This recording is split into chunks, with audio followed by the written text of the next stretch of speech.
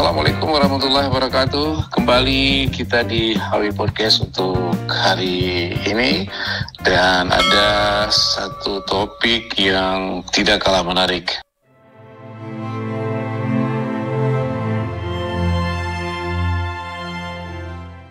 Di hutan Sumatera, perburuan liar menjadi ancaman utama. Dan kita lihat pada tahun 2023, 2 harimau Sumatera yang sangat terancam dilaporkan mati akibat jerat pemburu.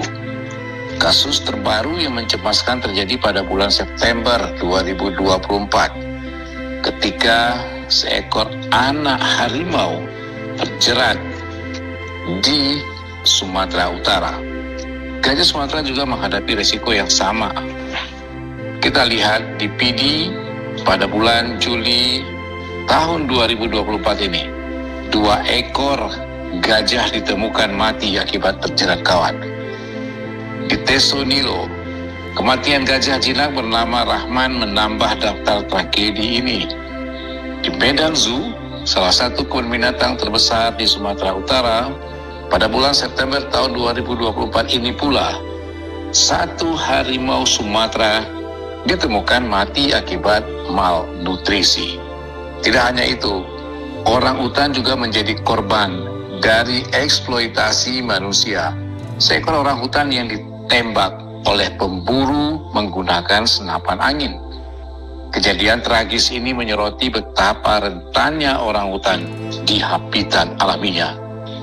Kematian-kematian ini menyoroti tantangan yang lebih besar, kehilangan habitat, pengelolaan yang buruk, dan perlunya penegakan hukum yang lebih ketat untuk melindungi satwa-satwa yang terancam punah tersebut.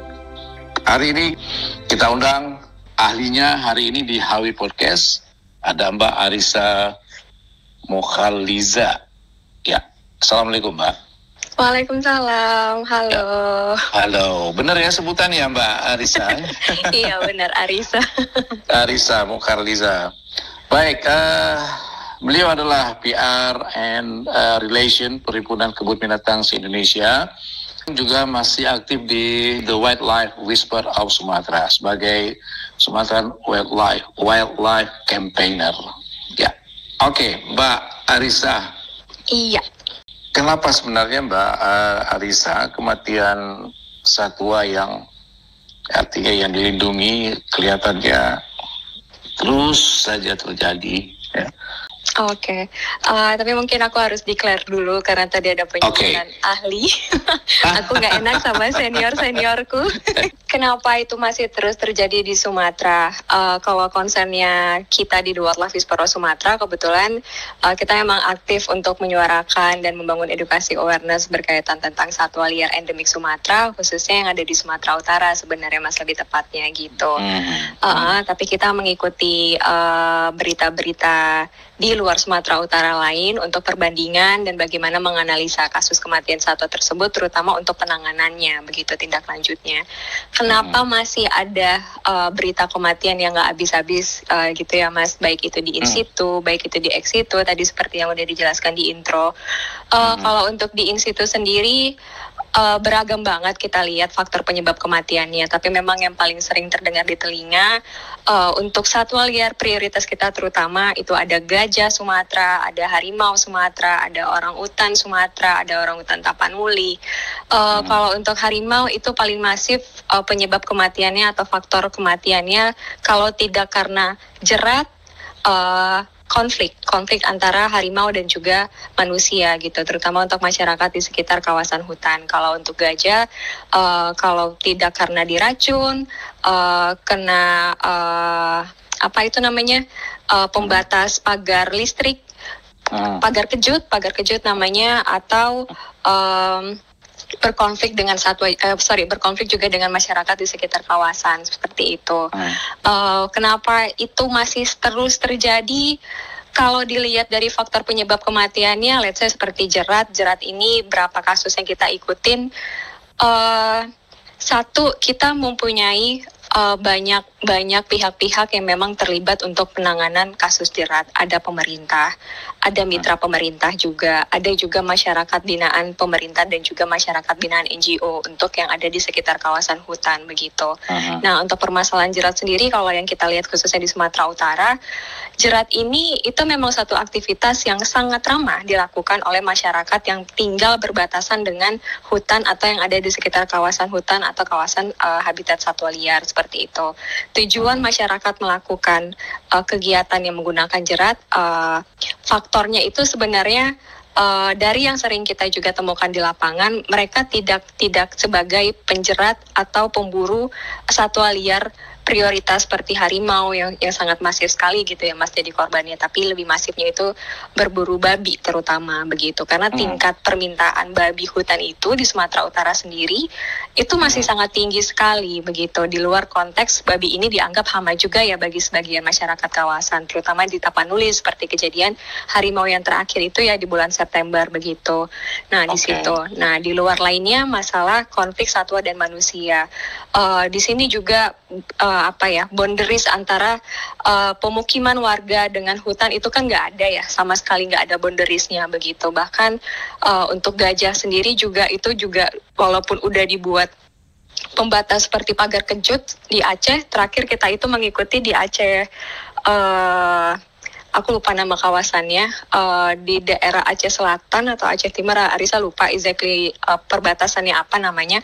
Karangampar, di Karangampar itu udah ada strategi pelindung batasan antara hutan liar dengan kawasan pemukiman atau juga perusahaan-perusahaan yang bersinggungan dengan kawasan hutan, itu juga masih sering kecolongan begitu. Artinya di sini ini kan selalu strategi atau narasi atau solusi yang sebenarnya kita sebagai aktivis satwa liar juga, Risa juga berperan sebagai aktivis satwa liar, masih belum menemukan solusi atau strategi baru dalam penanganan jerat, dalam penanganan satwa-satwa yang lahirnya dengan faktor-faktor kematiannya seperti itu. Contoh balik lagi kayak seperti jerat yang masih sering sekali menimpa harimau, dialami oleh harimau. Itu juga terakhir di September itu kita mengikuti, kebetulan kita sangat memonitor kasus itu, bahkan sampai ke lapangan kita turun, kita menunggu gitu kayak kabar ini aksi bersih jeratnya mana, patroli jeratnya mana begitu. Tapi masing-masing instansi ya begitu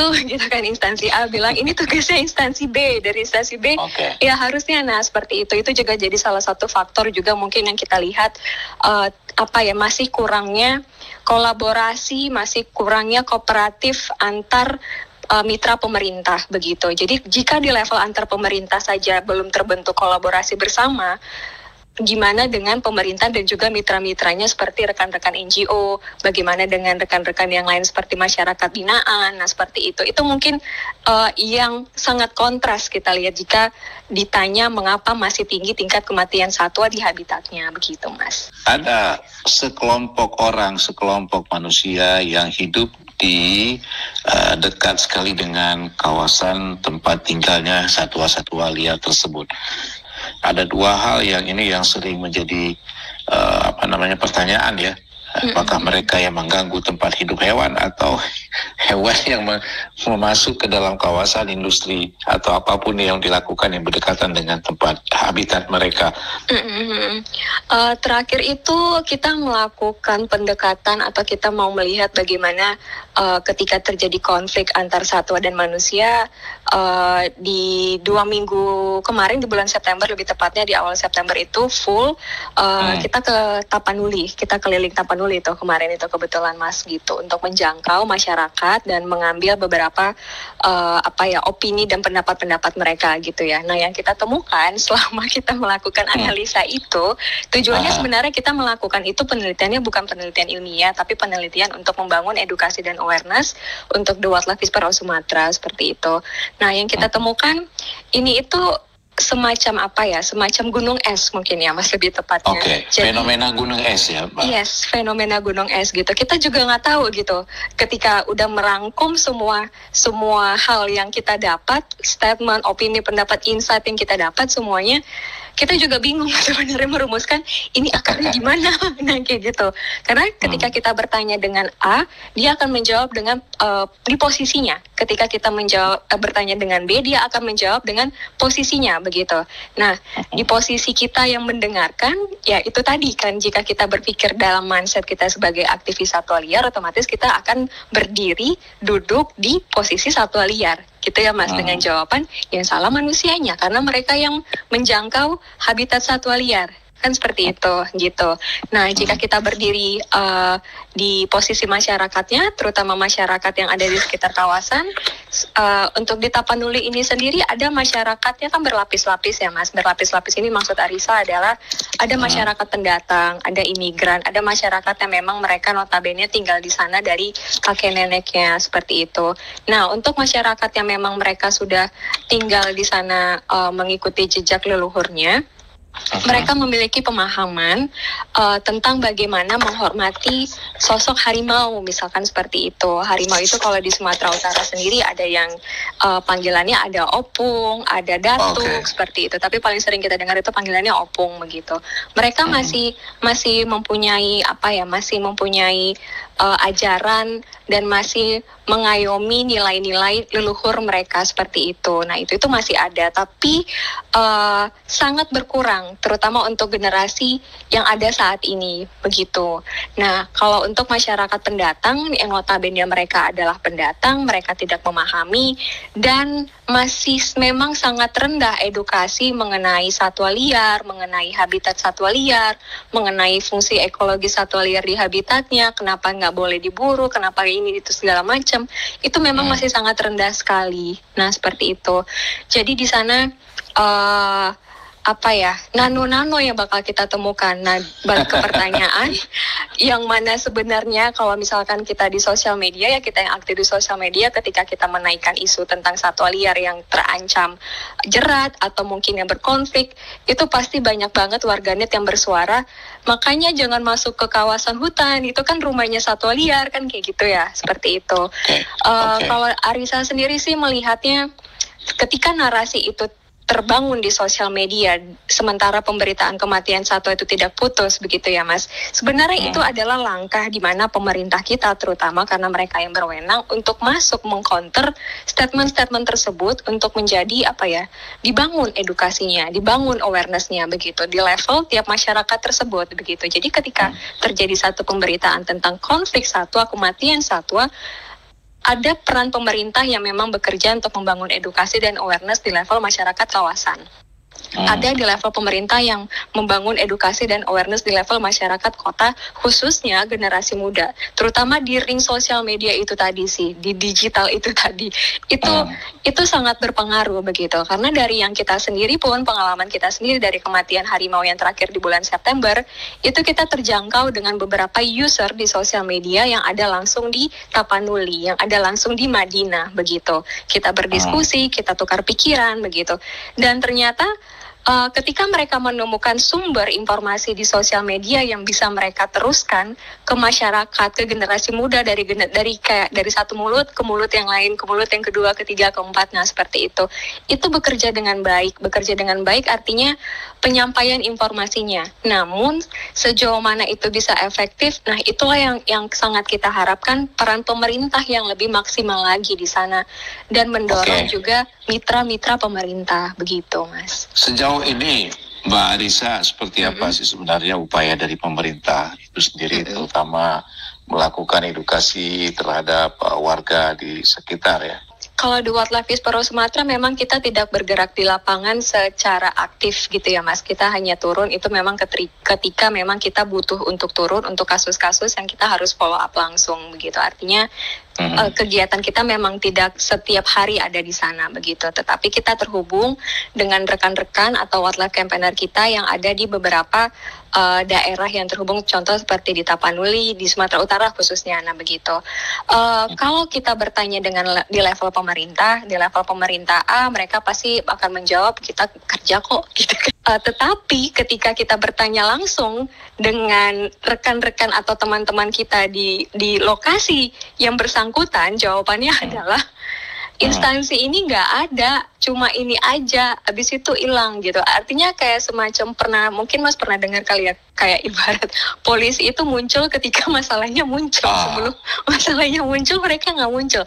Preventifnya itu gitu. Jadi ya ketika ada masalah baru kelihatan begitu. Nah, di situ gitu. Tetapi jika dalam sudut pandang Arisa dan teman-teman kita melihatnya, itu tadi karena sudah ada pola gunung es itu tadi, itu yang kita tidak bisa menemukan begitu. Kita mau coba pakai strategi edukasi A, tetapi masyarakat ada kebutuhan-kebutuhan yang tidak bisa sesuai dengan edukasi yang kita berikan begitu. Artinya memang mungkin harus ada tambahan expert kali ya Mas untuk memberikan edukasi ini. Mungkin seperti itu sih, entah itu orang yang memang bisa menjangkau dari sisi mungkin profesi psikolog, profesi yang memang jago public speaking, atau mungkin sekarang kan lagi ngetren banget nih ya. Banget tuh ada salah satu terapi namanya hipnoterapi. Nah itu gitu. Nah mungkin memang perlu ada inovasi-inovasi pendekatan-pendekatan seperti itu kali ya. Karena kan ini dijangkau ini sebenarnya dari manusia ke manusia begitu. Ya. Tepatnya siapa yang harus dilakukan hipnoterapi nih Mbak Arisa? Kayaknya kalau aku ditanya pemerintahnya dulu. Karena butuh kesiapan mental buat menghadapi tipe-tipe masyarakat kawasan. Kan gitu ya Mas. Kebutuhan masyarakat kawasan itu besar banget. Karena kebutuhan mereka itu adalah kebutuhan ekonomi. Kebutuhan isi perut begitu. Sementara tantangan mereka hidup di sana itu juga nggak mudah loh. Nggak gampang juga begitu. Dan kita bicara yang di kebun binatang deh sekarang. Nah di Indonesia itu sendiri, bagaimana sih sebenarnya regulasinya pemerintah, artinya mengatur tentang satwa yang dilindungi yang ada di kebun binatang di Indonesia ini Mbak?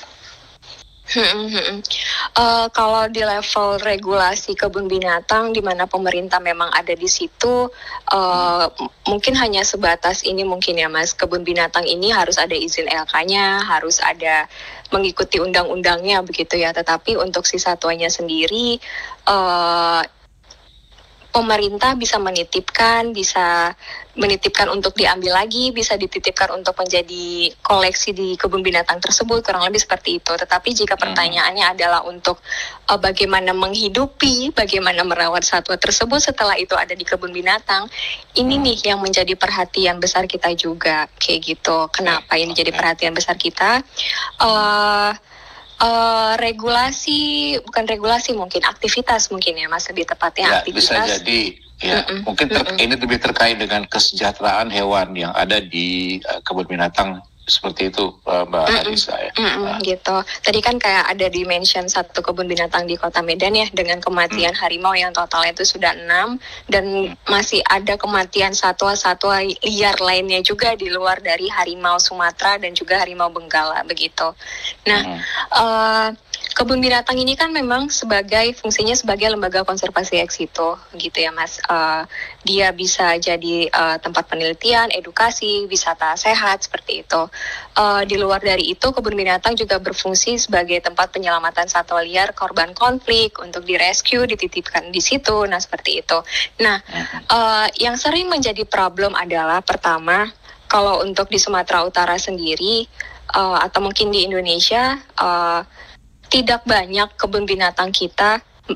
Kebun binatang kita mungkin sekitar kurang lebih 80-an kalau Arisa nggak salah. Kalau di anggota PKBSI sendiri itu sekarang kita ada 60 atau 63 anggota yang masuk ke dalam PKBSI. Jadi tidak semua kebun binatang di Indonesia itu ada di dalam PKBSI. Total kebun binatang yang kita punya kalau Arisa tidak salah itu berjumlah kurang lebih 80-an. Nah begitu. Dari jumlah kebun binatang ini, nggak semua kebun binatang itu proper gitu. Proper dalam artian sekarang ini kebun binatang itu sudah berlomba-lomba untuk menjadi kebun binatang modern. Salah satu contoh bentuk kebun binatang modern itu adalah tidak ada lagi kandang yang terlihat seperti satwanya terpenjara di kandang besi. Nah seperti itu dengan ukuran kecil begitu. Tetapi dunia mendorong kebun binatang ini menjadi kebun binatang modern di mana kandangnya itu dalam bentuk open exhibit begitu Mas. Gitu. Iya, kayak seperti taman safari tetapi tidak seluas taman safari. gitu. Nah, di luar dari itu tadi ada namanya animal welfare, pemenuhan kesejahteraan satwa. Ada juga namanya 5 domain seperti itu, yang di situ include pakannya apa, nutrisinya apa, nah begitu, pemenuhan enrichmentnya seperti yang ada di alamnya, nah seperti itu. Nah sayangnya kebanyakan kebun binatang di kita, di negara kita, terutama mungkin yang ada di Kota Medan, yang dengan kematian satwanya itu dengan jumlah yang sangat tinggi, dari yang kita ikutin adalah kebun binatang ini mempunyai kewajiban untuk melaporkan jumlah kematian, jumlah kelahiran dengan jumlah satwa yang ada di dalam kebun binatang tersebut kepada instansi terkait. Instansi itu boleh di-mention nggak sih, Mas? dengan BKSDA begitu. Nah, yang melakukan kontrol terhadap kebun binatang ini adalah BKSDA begitu. Nah, yang kita temukan adalah untuk contoh kasus satu kebun binatang ini, kontrol itu sangat jarang dilakukan. Itu yang kita temukan. Jika kontrol di lapangan itu sering dilakukan, mereka pasti tidak akan selonggar itu untuk menelantarkan satwanya. Kenapa Arisa mengatakan kata menelantarkan? Pertama, kebun binatang ini Medan Zoo itu sebelum COVID mereka memang mempunyai aktivitas pengunjung yang sangat tinggi. Setelah COVID mereka mengalami masalah finansial begitu. Di situ baru muncul 1, 2, 3 masalah, itu sampai masalah memuncak gitu ya, Mas. Ketika masalah memuncak, korbannya adalah satwa. Dan di lain satwa ada juga korbannya manusianya juga, karyawannya seperti itu. Jadi versus kesejahteraan satwa dengan kesejahteraan karyawan di Medan Zoo. Itu yang terjadi di Medan Zoo begitu. Tetapi permasalahan ini bukan permasalahan yang baru terjadi dalam kurun waktu 1 tahun atau 2 tahun begitu. Nah, di luar dari itu, masyarakat awam sendiri itu bisa melihat kondisi Medan Zoo yang memang udah nggak layak begitu. Nah, terus Medan Zoo ini bukan baru 1 kali 2 kali juga loh disinggung oleh media juga, bahkan oleh rekan-rekan jurnalis juga, bahkan oleh pemerhati satwa dari luar negeri juga kayak gitu. Jadi memang sudah berulang kali begitu, tetapi ketegasan itu yang kita tidak lihat begitu. Kenapa kayak gitu? Nah, ketika ya, artinya ini kan Mbak, ada penegakan hukum di sini yang sepertinya apalagi kalau kita lihat sekarang ini ada misalnya kayak dampak dari adanya revisi Undang-Undang Nomor 5 Tahun 1990 tentang konservasi sumber daya alam hayati dan juga ekosistem terhadap perlindungan satwa. Adakah perubahan signifikan ini terkait dengan kita bicara penegakan hukum, law of enforcement? Kalau perubahan dari isi draftnya ada, tetapi bagaimana implikasi di lapangannya kita belum tahu ya, baru berapa bulan gitu. Tetapi kalau kita mau merunut ke situ, mungkin ada memang isu yang bisa kita compare. Contoh, kematian harimau Sumatera yang kena jebak kemarin. Di situ dari video yang beredar, kalau misalkan terjangkau oleh teman-teman video tersebut, itu video direkam loh. Ada perekamnya gitu, ada satwanya. Sementara di undang-undang tersebut, aku lupa itu di pasal berapa, itu ada kok di situ tertulis penyebaran video, membuat video dan itu diupload, karena video itu bisa tersebar kan pasti ada sumber di mana dia tersebar. Iya, pertama kali begitu. Itu ada di undang-undang tersebut. Nah itu, ini yang juga jadi pertanyaan kita, makanya kenapa di The Wildlife Whisperer Sumatera sangat mendesak kasus ini untuk dilihat jangan dalam satu sudut pandang pasal saja begitu, tapi ada pasal-pasal yang lain yang ada di situ. Mbak Arisa, sebenarnya siapa sih yang paling bertanggung jawab atas kasus kematian satwa yang terus-terusan terjadi ini dari perspektif Mbak Arisa? Kalau siapa yang paling bertanggung jawab, negara kita ini dibilang negara demokrasi, iya. Tetapi ketika masyarakat mencoba berperan dengan arti kata negara yang demokrasi, masyarakat sepertinya tidak mempunyai wewenang. Itu faktanya ya, Mas, yang harus memang kita sadari gitu, kita akui juga begitu. Jadi jika ditanya siapa yang bertanggung jawab, kalau dari Arisa sendiri atau mungkin dari teman-teman juga di The Wildlife Whisperer, Wildlife Campaigner yang lainnya, dengan segala macam isu yang kita ikutin, pemerintah adalah yang paling bertanggung jawab di sini, karena mereka mereka sebagai wewenang, mereka yang melakukan regulasi. Ada nggak langkah-langkah yang bisa atau yang perlu kita ambil untuk mencegah kasus kematian satwa ini untuk di masa yang akan datang, Mbak? Iya, mungkin itu tadi sih dengan yang pertanyaan sebelumnya siapa yang paling bertanggung jawab gitu. Permasalahan ini kenapa bisa pelik mungkin ya Mas? Karena itu tadi gitu, ketika kita membicarakan tentang siapa yang paling bertanggung jawab, pemerintah mengajak seluruh lapisan masyarakat ikut bertanggung jawab gitu. Mereka mengajak nih gitu untuk kita berkontribusi untuk bertanggung jawab. Tetapi ketika terjadi satu masalah, bentuk tanggung jawab ini tuh semacam tidak adil begitu. Artinya kata demokrasi itu bukan hanya di level politik aja loh sekarang. Di konservasi satwa liar juga itu menjadi satu dorongan seperti itu. Jadi mungkin kalau misalkan harus ada satu perubahan dari segala macam isu dan bagaimana pemerintah berperan di dalamnya, pemerintah harus memang betul-betul mau membuka telinga, mau membuka diri, mau membuka mata, dan tangan, kaki, mata mereka turun ke lapangan. Bukan hanya saat kejadian itu terjadi, bukan hanya saat kejadian isu itu terjadi begitu. Karena kebanyakan isu yang kita ikutin, isu terjadi di daerah, belum tentu bisa sampai ke pusat. Begitu, itu yang dilakukan oleh The Wildlife Whisperer Sumatera begitu. Ini nyampe nggak sih sebenarnya ke telinga sampai ke pusat sana? Itu yang sebenarnya kita uji seperti itu loh Mas. Ya mudah-mudahan melalui podcast ini bisa sampai juga. Iya, karena banyak sekali gitu. Mungkin kalau terakhir ngikutin ini berita kematian orangutan Tapanuli. Itu terjadi di bulan Agustus, di tanggal 4 Agustus 2024. Tetapi baru saja di blow up oleh rekan-rekan media itu di bulan September ini. Itu juga hal yang sama sih. Satu kematian satwa yang jadi tanda tanya besar kan.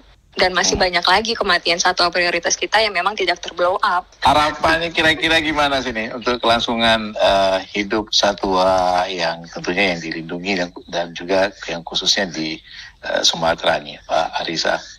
Iya, mungkin kalau ditanya harapannya nggak muluk-muluk sih. Mungkin dimulai dengan berita kematian satwa yang udah terjadi dan itu masih berlanjut ya dorongan dari masyarakat ya begitu. Kalau dari Sumatera Utara sendiri kita mendorong keadilan penegakan hukum untuk kematian harimau Sumatera yang terjadi di Kota Nopan di bulan September kemarin di tanggal 10 September. Mungkin untuk teman-teman lainnya juga masih di kawasan Sumatera seperti kematian Gajah Rahman itu juga masih didorong oleh teman-teman yang concern untuk mendorong keadilan untuk Gajah Rahman. Mungkin dimulai dari 2 isu ini dulu aja deh begitu, karena masih banyak lagi sebenarnya isu-isu di belakang itu begitu. Tetapi dengan 2 isu ini masalahnya diikutin oleh generasi muda gitu ya Mas. Kita tahu narasi-narasi pemerintah, setiap pemerintah dari tahun ke tahun konservasi ini adalah untuk generasi pendatang, untuk anak cucu. Nah ini itu yang bersuara adalah anak cucunya mereka loh, generasi muda loh. Nah seperti itu. Mungkin itu dulu sih, selesaikan dulu yang udah ada ini dan kita mau lihat begitu bagaimana gitu. Jika itu ditampung dengan positif, terbuka, telinganya mendengar, matanya mau melihat, tangan kakinya mau turun ke lapangan, mau menjangkau generasi muda dan orang-orang yang memang berbicara yang memang dengan faktanya kan seperti itu. Itu sih mungkin jika memang mau melakukan perubahan. Kalau untuk perubahan besar yang lainnya, mungkin dimulai juga dari pemerintah kita tuh banyak banget yang concern di konservasi ini gitu, kolaborasi, keterbukaan, kerjasama gitu, dan yang lainnya ada juga yang membantu peran pemerintah ini ada rekan-rekan NGO, ada rekan-rekan jurnalis, bagaimana mereka juga bisa dibawa seimbang posisinya begitu, diajak tuh dirangkul bersama gitu kayak hands to hands tuh memang bergandengan tangan begitu, jadi nggak ada yang lebih dominan gitu ketika berbicara dengan tentang tanggung jawab itu tadi, yaitu misalnya tanggung jawab bersama ya artinya kita bekerja bersama-sama selevel gitu, tidak ada yang di atas, tidak ada yang di bawah gitu. Yang di bawah, Baik Mbak Arisa, ini luar biasa sekali hari ini penjelasannya dan juga sekaligus ya pastinya juga ada edukasi di dalamnya apa yang sudah Mbak sampaikan tadi. Terima kasih banyak Mbak Arisa atas waktunya sudah hadir di sama-sama, sukses. Dan saya Kudus Husein, pamit. Assalamualaikum warahmatullahi wabarakatuh.